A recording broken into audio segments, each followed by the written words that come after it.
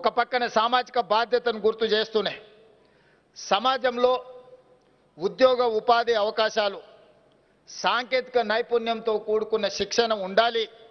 దానికి సంబంధించిన ప్రణాళికలు మీరు సిద్ధం చేయండి. రాబోయే 2 సంవత్సరాలు ఏం చేస్తారు, 4 సంవత్సరాలు ఏం చేస్తారు, 6 సంవత్సరాలు ఏం చేస్తారు, 8 సంవత్సరాలు ఏం చేస్తారు, 10 సంవత్సరాలు ఏం చేస్తారు, ఒక 10 సంవత్సరాలకు అవసరమైన ప్రణాళికలు మీరు సిద్ధంగా చేయండి.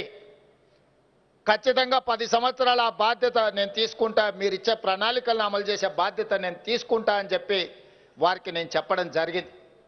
కొంతమందికి ఆశ్చర్యం అనిపించవచ్చు, 10 సంవత్సరాలు రేవంత్ రెడ్డి గారికి అవకాశం ఉంటుందని నేను బలంగా నమ్ముతున్నా. 94 నుంచి 2004 వరకు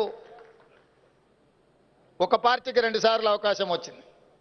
2004 నుంచి 2014 వరకు ఇంకొక పార్టీకి 2 సార్లు అవకాశం వచ్చింది.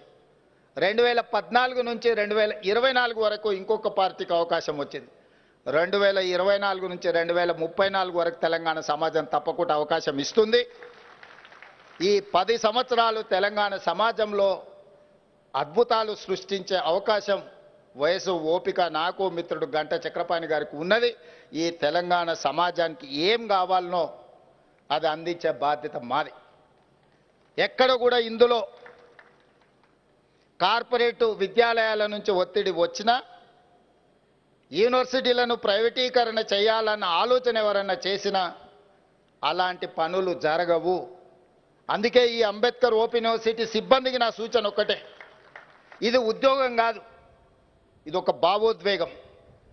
ఈ తెలంగాణ సమాజం మన నుంచి ఈ భావోద్వేగాన్ని, ఈ బంధాన్ని కోరుకుంటుంది.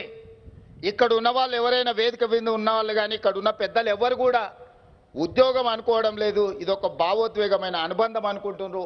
100కి 100% ఈరోజు ఈ తెలంగాణ సమాజం ఒక గొప్ప ఆలోచనతోని నాలాంటి ఒక వ్యవసాయ కుటుంబం నుంచి వచ్చిన యువకుడికి ఒక అవకాశం ఇచ్చారు.